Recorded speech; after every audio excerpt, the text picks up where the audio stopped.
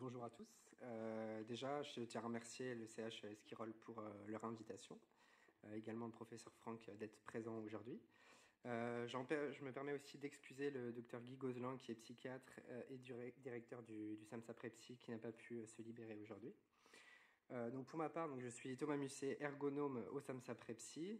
J'aimerais faire une petite parenthèse sur l'ergonomie et non pas l'ergothérapie au sein d'un service médico-social, ce qui est assez innovant et peu courant. Et j'aimerais rebondir sur les propos du professeur Franck de ce matin pour expliquer en fait mon intervention dans un service médico-social. Je travaille sur l'aspect fonctionnel de l'usager, c'est-à-dire les difficultés qu'il rencontre dans sa vie quotidienne. Par exemple, je travaille en collaboration étroite avec la neuropsychologue. La neuropsychologue, elle, évalue les capacités cognitives de l'usager. Et pour ma part, j'essaye de voir l'impact qu'ont ces déficits cognitifs dans l'activité de tous les jours des usagers. Et le but, c'est de travailler sur l'environnement de l'usager, donc l'environnement qu'il soit physique, social, familial, culturel, l'environnement global de l'usager, pour qu'on donne l'opportunité à l'usager de développer ses capacités.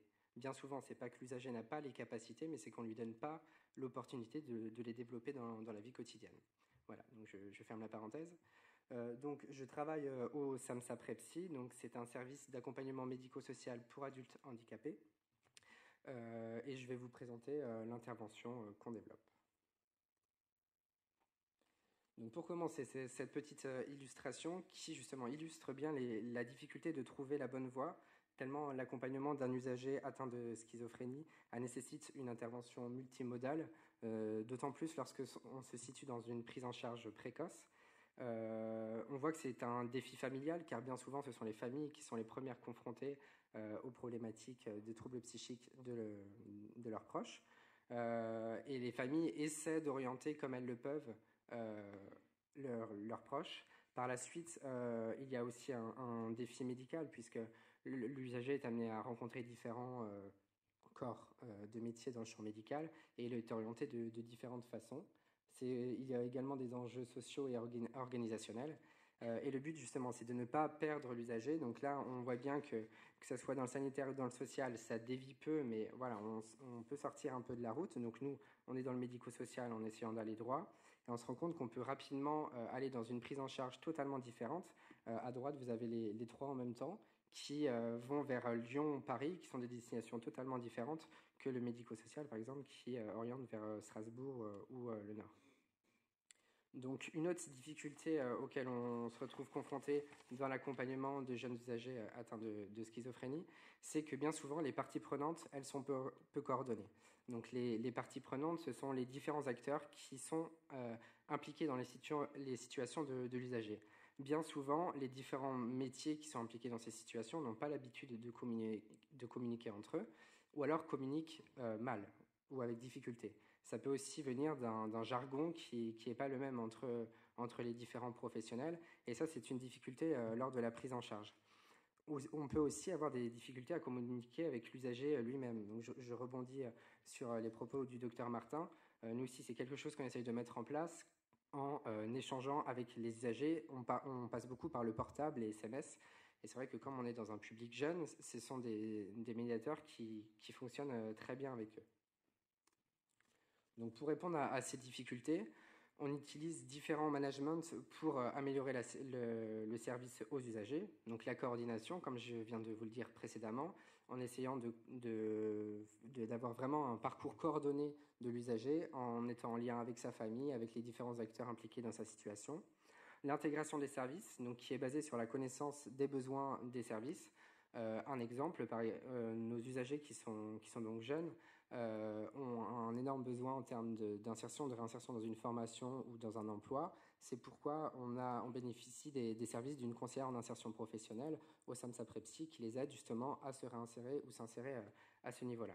Le case management sur lequel je reviendrai, et l'empowerment, on en a déjà parlé ce matin, ou l'autodétermination, qui veille à redonner du pouvoir d'agir aux usagers. Donc, le SAMSA Prepsy, comme je vous l'ai dit, c'est un service d'accompagnement médico-social. On accompagne dans le milieu dit naturel de l'usager, c'est-à-dire que ce sont nous qui nous déplaçons vers l'usager. Donc on peut aller à son domicile lors de visites à domicile, mais on peut aussi les rencontrer dans des lieux publics, un parc, ça peut être autour d'un café, ça peut être un accompagnement à un rendez-vous médical, à des démarches administratives ou juste une balade. Voilà, c'est vraiment l'usager en fonction de ses besoins et dans des espaces où il est habitué à évoluer qu'on le rencontre. Après, on pourra le sortir de ces espaces familiers, entre guillemets. Je reviendrai dessus dans la suite de ce développement. Donc on suit des jeunes adultes qui qui ont entre 18 et 25 ans, qui vivent dans Paris, intramuros. Ils souffrent de schizophrénie ou de troubles apparentés, donc c'est toute la difficulté aussi de poser un diagnostic, d'autant plus sur des usagers qui sont jeunes. On a 50 places non sectorisées, avec 20 professionnels pour les suivre, donc je reviendrai sur les différents corps de métier qu'on a au SAMSA Prepsi, avec différents financements tels que l'ARS, le département ou la Fondation de France.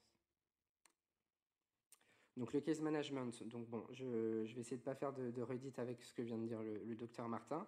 Ce management est particulièrement intéressant dans notre cas puisqu'on s'intéresse à des cas qui sont complexes. Et j'insiste sur cette situation complexe, justement, qui est multimodale et qui nécessite d'avoir un agent de liaison, de coordination et de réadaptation psychosociale. C'est-à-dire qu'on a 15 case managers au SAMSA Prepsi. Voilà, on préfère, plutôt que de parler d'aides-soignants, d'infirmiers, voilà, de cloisonner, on va dire, l'intervention, au contraire de la décloisonner, de parler de case manager au sens global, chacun gardant évidemment sa spécificité. Le but est de les soutenir à différents niveaux dans l'objectif d'éviter les hospitalisations. On travaille également, comme je vous l'ai dit, sur l'insertion et la réinsertion dans le monde du travail avec notre conseillère en insertion professionnelle.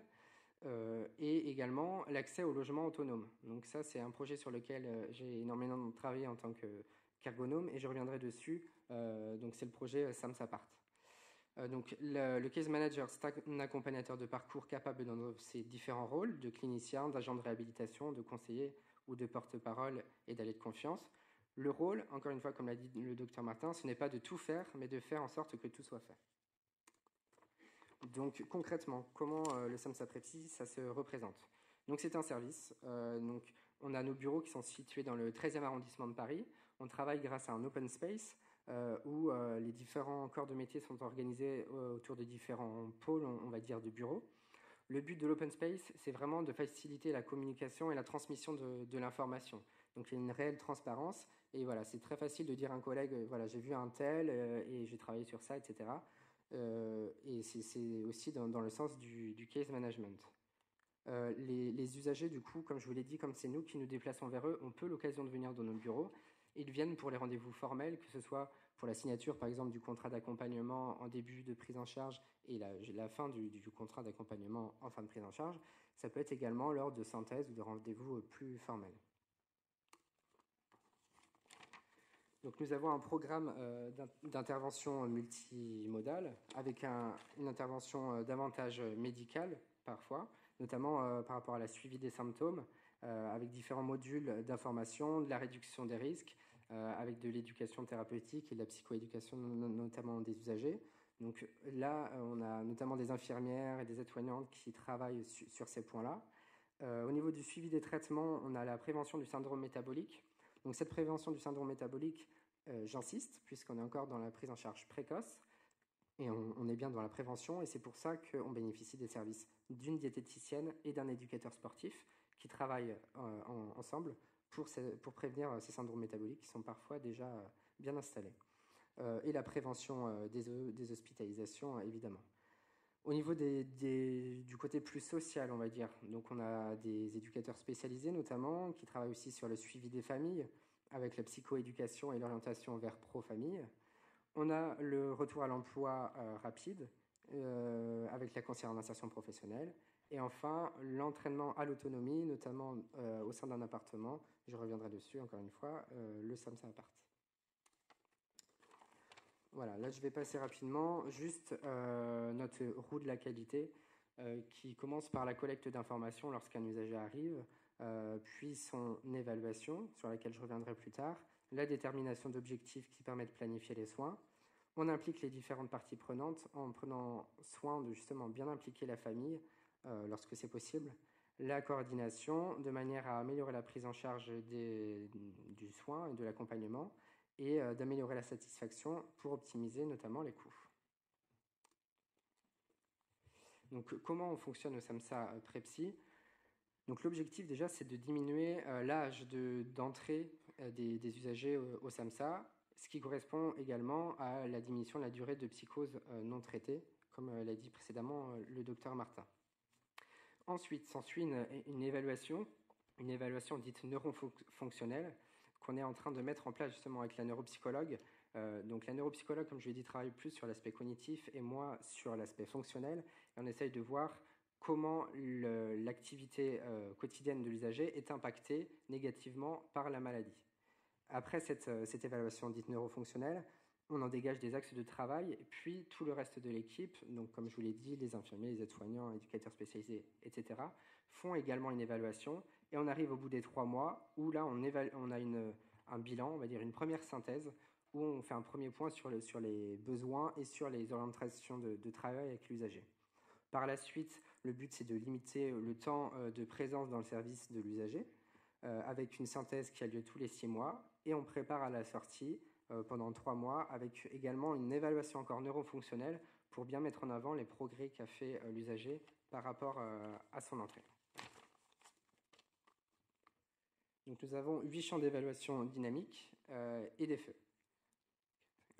C'est même 6 champs d'évaluation dynamique et des feux. Donc au niveau du feu, justement, c'est un modèle de management qu'on a mis en place, c'est-à-dire que tous les matins, on se réunit pour des staffs où on passe chaque usager, la situation de chaque usager. Et le feu permet de faire le point sur les situations qui sont particulièrement problématiques à un instant T. C'est-à-dire que lorsqu'un usager, on a besoin d'avoir une certaine vigilance sur son état au moment T, on le mettra par exemple en feu orange. Donc les feux verts, généralement, on en parle moins puisque c'est des usagers qui suivent le cours d'accompagnement. Les feux rouges, c'est généralement les hospitalisations ou les moments de crise importante, de décompensation. Ensuite, nous avons le radar qui nous aide également à évoluer et évaluer les besoins de l'usager et qui est en coordination avec l'intensité d'action. Donc comme vous voyez, le premier graphique, donc le bleu, l'intensité d'action est la plus élevée. L'usager arrive juste au SAMSA Prepsy et du coup voilà, il a d'énormes besoins en éducation thérapeutique notamment et en prévention du syndrome métabolique. On voit que peu à peu l'intensité d'action auprès de cet usager se diminue puisque ses besoins sont de moins en moins importants et surtout ses besoins glissent vers un besoin d'autonomisation au niveau du logement et un besoin d'autonomisation au niveau du projet professionnel et des formations. Donc ici, on a de représenter la palette d'intervention du service qui est assez multimodale, allant de l'accompagnement au domicile pour, par exemple, faire sa toilette, comment on se brosse les dents, etc., jusqu'au suivi des familles et l'accès à l'emploi, etc. Donc j'arrive enfin au SAMSA Appart dont je vous parle depuis tout à l'heure. Donc c'est un appartement d'entraînement. Donc appartement d'entraînement, je préfère le terme plutôt un espace d'apprentissage ou un espace d'évaluation. C'est-à-dire que c'est un appartement, comme vous pouvez le voir, qui est totalement normal, entre guillemets, avec une chambre, un séjour, une cuisine, etc., que le SAMSA loue à une personne dans le domaine privé. Et le but, c'est de faire venir les usagers à l'intérieur de cet appartement pour leur faire jouer des scénarios qui correspondent à des situations de la vie quotidienne qu'ils peuvent rencontrer justement dans la vie quotidienne. Ces scénarios, ils ne sont pas anodins, ils ont été préétablis par la neuropsychologue et moi-même. Ce qui nous permet, alors d'une part, d'évaluer et d'affiner notre évaluation. La neuropsychologue qui, elle, a évalué l'usager sur le plan cognitif par rapport à ses tests plus cliniques, peut l'évaluer sur des tâches de la vie quotidienne beaucoup plus écologiques. Et également, ça permet à l'usager de se mettre dans des situations qui peuvent être potentiellement anxiogènes pour lui. Et justement, on lui donne des stratégies et on le guide pour qu'il réussisse à solutionner ces situations complexes pour que lorsqu'il s'y retrouve confronté dans sa vie quotidienne, il soit moins anxieux et que son activité soit la moins altérée possible et qu'il soit le plus à l'aise possible. Donc ces scénarios, ils ont une base, dirons-nous, mais également on peut ajouter des contraintes, donc des imprévus par exemple. En fonction de comment on sent l'usager, on peut ajouter des imprévus qu'il peut retrouver dans la vie quotidienne. Quelqu'un qui vient frapper à la porte, le disjoncteur qui saute, etc. comment est-ce qu'on on réagit dans ces cas-là. Donc pour l'instant, c'est un dispositif qui est mis en place seulement depuis septembre, mais dont les retours sont très positifs, puisque les usagers apprécient notamment le côté plus ludique de l'apprentissage au sein de cet appartement. Une autre innovation, c'est notre père aidant numérique. Donc la père aidance numérique, elle correspond au fait d'être... Donc ce père aidant est en télétravail et en fait il alimente la page Facebook et le site internet du SAMSA Prepsy. Donc la page Facebook, je vous invite à aller la consulter. Donc là, c'est sa page personnelle de Patrick Serme de Père Aidant. On a également une page du SAMSA Prepsy. Et tous les jours, il met des articles sur les troubles psychiques, sur la schizophrénie, sur voilà, différents articles. Et c'est comme ça qui nous aide, nous aussi, à avoir un peu un œil sur l'actualité du moment. Nous avons également nous avons un médiateur de santé également qui est diplômé de l'université d'Aix-Marseille. Enfin, on n'oublie pas les familles, comme je vous l'ai dit tout au long de cette présentation. Voilà, c'est vraiment un point sur lequel on insiste. On essaie la plupart du temps, lorsque l'usager vient nous voir la première fois, qu'il soit accompagné de ses parents ou au moins de proches, pour qu'on puisse faire le lien. Et c'est important aussi pour nous d'avoir un œil sur comment ça se passe à la maison, puisque 50% de nos usagers vivent encore chez leurs parents. Et ce qui nous permet aussi d'avoir une intervention beaucoup plus adaptée avec eux. Voilà, je vous remercie.